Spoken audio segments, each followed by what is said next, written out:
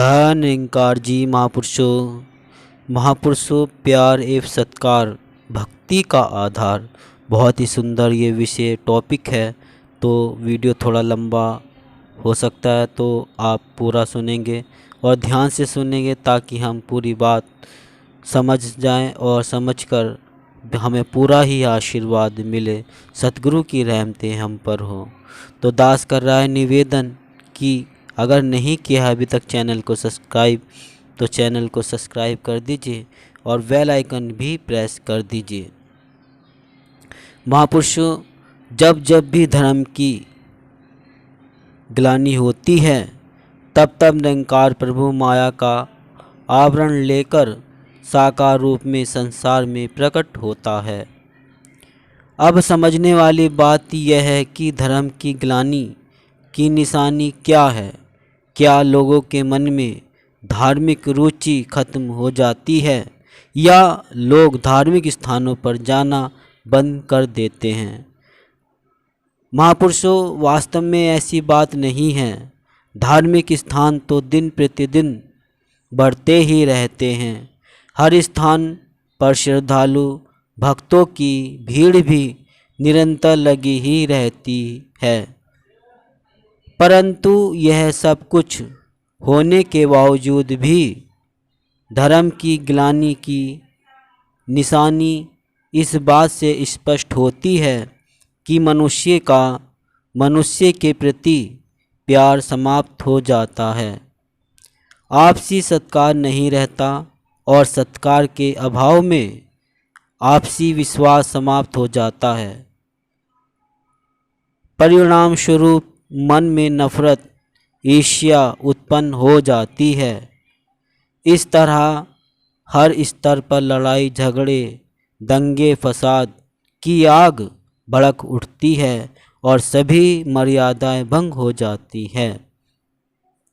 फलस्वरूप भक्ति का विकास, समाज का कल्याण रुक जाता है और मानवता को सही दिशा प्राप्त नहीं होती। अतः मानव समाज घुटन अनुभव करने लगता है। महापुरुषों, ऐसा परिस्थिति पर काबू पाने के लिए सर्वप्रथम संसार में मानवीय प्यार बहाल करने की जरूरत होती है, जिसका आरंभ समाज से नफरत, ईर्ष्या को समाप्त करने से ही हो सकता है। नफरत, ईर्ष्या की समाप्ति तभी संभव है जब इंसानों में आपसी विश्वास बन जाए। इस आपसी विश्वास के लिए सत्कार का होना अनिवार्य है। सत्कार की जड़ आपसी प्यार से उत्पन्न होती है और यह आपसी प्यार तब तक संभव नहीं जब तक एक पिता एक के हम बारिक वाला ज्ञान प्राप्त नहीं होता। आत्मा का परमात्मा से जब मिलाप होता है तो आनंद विभोर होकर ज्ञानवान व्यक्ति स्वाभाविक ही समय के सतगुरु का यश गाता है। महापुरुषों, ये देखकर निरंकार प्रभु खुश होता है कि संसार में इसके साकार रूप सतगुरु को सम्मानित किया जा रहा है। जब कोई ब्रह्मज्ञानी निरंकार का सुमिरन करता है तो सद्गुरु प्रसन्न होता है कि उसका दिया हुआ ब्रह्मज्ञान उसके हृदय में दृढ़ हो गया है। परंतु सद्गुरु निरंकार पूर्णतः संतुष्ट तभी होते हैं जब ब्रह्मज्ञानी आपस में प्यार सत्कार से जीवन व्यतीत करते हैं। इससे सद्गुरु के उद्देश्य की पूर्णता की झलक नज़र आती है। आपस में प्यार से रहने को विशेष मान्यता दी गई है। कहा भी गया है, मेहरबा उन पे अल्लाह भी होगा, मेहरबा उन पे मुर्शद भी होगा, मेहरबा उन पे अल्लाह भी होगा, मेहरबा उन पे मुर्शद भी होगा। इनके बंदों की खातिर जो अपने मन के मंदिर सजाए हुए हैं। सतगुरु बाबा अवतार सिंह जी अपने विचारों में अक्सर चेतावनी दिया करते थे। संत जनों, आपको निरंकार का ज्ञान मिला है, सच्ची साथ संगत मिली है, गुरु बख्शनहार होता है, अतः आप मुक्त हैं, इसलिए अब आपका कोई बाल भी बांका नहीं कर सकता। अब आपने आपस में प्यार सत्कार से रहना है। अगर किसी महापुरुष ने दूसरे महापुरुषों का अपमान किया या दिल दुखाया तो इससे उसका नुकसान हो सकता है। महापुरुषों बहुत लंबे अरसे तक सत्संग सेवा सुमिरन करने के बावजूद भी जब कभी हमारे कारण किसी का दिल दुखी होता है तो हमारी भक्ति की सारी कमाई चौपट हो जाती है। महापुरुषों इसी सिद्धांत का प्रतिपादन युग प्रवर्तक बाबा गुरबचन सिंह जी महाराज ने अपने शब्दों में इस प्रकार किया कि कोई इंसान सारा दिन कुएं से पानी निकालता रहता है और सोचता है कि शाम तक उसका पूरा खेत पानी से भर जाएगा, परंतु जब वह शाम को अपने खेत में जाकर देखता है तो सभी खेत सूखे ही मिलते हैं। इस बारे में छानबीन करने पर उसे पता चलता है कि जिस रास्ते से पानी खेतों में जाना था उसमें बीच बीच में इतनी गहरी नालियां हैं जिस कारण पानी आगे पहुंच ही नहीं पाया। ये नालियां गुरु सिख के जीवन में दूसरे गुरु सिख के प्रति की गई निंदा नफरत की प्रतीक है, जिससे सारी भक्ति गुरु सिखों के प्रति हल्की भावना रखने के कारण खत्म हो जाती है।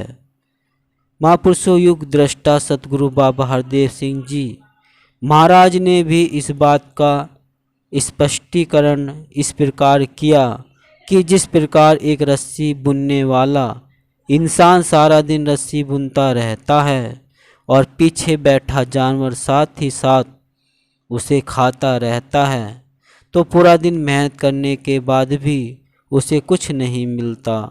इसी प्रकार एक गुरु सिख जब दूसरे का किसी तरह से दिल दुखा देता है तो उसकी भक्ति की कमाई भी खत्म हो जाती है और उसके हाथ में कुछ नहीं बचता। इन सभी विचारों से एक ही बात उभर कर सामने आती है कि गुरु सिख द्वारा हर हालत में दूसरे गुरु सिख के प्रति प्यार सत्कार से जीवन जीना लाभदायक है।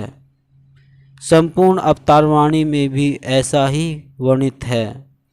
जिन्हा रब दर्शन कीता ओहना दा सत्कार करो, रब बख्शे एहना दे अंदर एहना नू नमस्कार करो। महापुरुषों प्यार और सत्कार का मूल आधार ब्रह्म ज्ञान है। ब्रह्म ज्ञान के बाद जब तक प्यार और सत्कार प्रफुल्लित नहीं होता तब तक भक्ति पूर्ण नहीं होती। ज्ञान चाहे किसी ने आज लिया है या बहुत वर्ष पहले लिया है, इससे कोई फर्क नहीं पड़ता, क्योंकि सोना तो सोना ही है, चाहे वे खान से आज निकल गया हो या कई वर्ष पहले निकल गया हो। सतगुरु का दरबार ऐसा दरबार है जहाँ सबकी संभाल होती है, जिसका कोई सहारा नहीं, जिसका कहीं गुजारा नहीं, उसे भी इस दर पर स्वीकार जाता है। दूसरों के गुणों को अपनाया जाता है। ऐसा माहौल जब बनता है तो आपसी प्यार अपने आप ही उत्पन्न हो जाता है। सतगुरु जगत बनाता है और संगत गुरु को प्रकट करती है। सत्संग के किसी भी महापुरुष को हम संगत के किसी भी महापुरुष को हम साधारण व्यक्ति न समझे। संगत के प्रत्येक महापुरुष के प्रति हमसे पूर्ण श्रद्धा प्यार और सत्कार होना चाहिए। सतगुरु का प्रत्येक गुरु सिख चाहे वह सामाजिक तौर पर सामान्य ही है, परंतु प्रभु के दरबार में उसकी शान बहुत ऊंची हो सकती है। हमें सबसे पूर्ण नम्रता से पेश आना है। व्यक्तिगत रूप से प्रत्येक गुरु सिख को सतगुरु के आदेशों, उपदेशों और 5 प्रणों की कसौटी पर आत्म विश्लेषण करते रहना चाहिए। महापुरुषों, कई बार ऐसा होता है कि किसी दूसरे व्यक्ति के नाजायज हावी होने के कारण हमारा जीवन मन बहुत उलझन में पड़ जाता है। गुरु सिख के हाथ हमारा कितना भी मतभेद हो, कितना भी वह हमें दुख देता रहे, फिर भी उसके साथ बनाकर रखने में ही हमें फ़ायदा है। क्योंकि यदि हम क्रोधित होकर उससे या संगत से दूर हो जाते हैं तो हमारी मुक्ति में बाधा आ जाती है और 84 का फंदा दिखाई देने लगता है। इसीलिए यह अनिवार्य है कि हम हर गुरु सिख के साथ अदब से पेश आएं और सबके भले की कामना करते हुए सतगुरु के आशीर्वादों के पात्र बने। संतों से प्रीत भक्ति का टूट अंग है।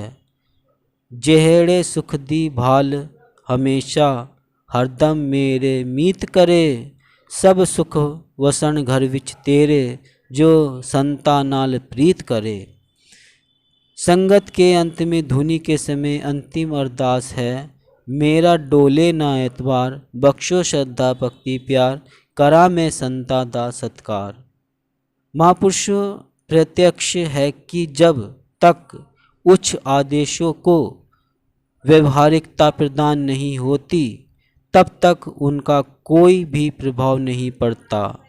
आज विश्व का प्रत्येक मानव उन्नति की ओर अग्रसर है। सभी चाहते हैं कि हमारा शरीर स्वस्थ हो, लेकिन शरीर में यदि फोड़ा हो जाए तो इलाज जरूरी समझते हैं। इसी तरह हमारा विश्व फूले फूले सभी सुख की सांस ले, तो इसके लिए हमें वैर, नफरत, ईर्ष्या के फोड़े का इलाज करवाना होगा। किसी को बेगाना नहीं मानना, भाईचारा, प्यार, स्नेह, करुणा, भ्रातृ भाव पैदा करने की आवश्यकता है। ये भावनाएं महापुरुषों के जीवन की आदर्श है।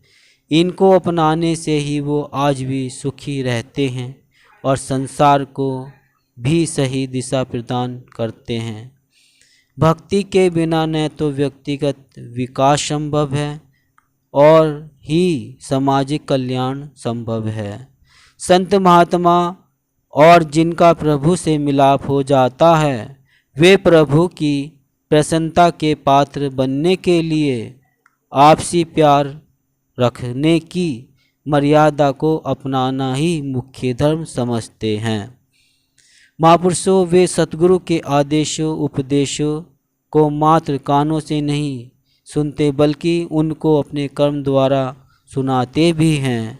आज पीड़ित समाज की आंखें निरंकारी मिशन पर लगी हैं। घर में कोई औरत दाल या चावल बनाते समय एक ही दाना दबाकर उसके पक्के या कच्चे होने का अंदाज लगा लेती है। उसी प्रकार क्या पता उस एक दाने की भांति कौन सा महापुरुष किस समय कहाँ परख में आ जाए। मिशन की उपयोगिता के लिए यह अति आवश्यक है कि सभी महात्मा बेदाग व्यवहारिक जीवन जिए, ताकि सभी की भक्ति पूर्ण हो। महापुरुषों, ये बहुत ही सुंदर एक भावना भरी विचार जो हम जिन्हें जीवन में ढल जाए तो जीवन सफल हो जाए और वारे न्यारे हो जाए और हमारा उद्देश्य भी पूरा हो जाए, ताकि हम भक्ति किसी की भी दिल ना दुखाकर भक्ति पूर्ण कर पाए और पूरा सद्गुरु से रहमते पूरा आशीर्वाद ले पाए। तो महापुरुष दास ले रहा है इजाज़त और कह रहा है फिर से निवेदन कि यह नहीं किया है अभी तक चैनल को सब्सक्राइब तो संदेश निरंकारी का चैनल को सब्सक्राइब कर दीजिए और बेल आइकन भी प्रेस कर दीजिए। दास ले रहा है अब इजाज़त। तो आपके चरणों में दास का प्यार भरा धन्यवाद जी।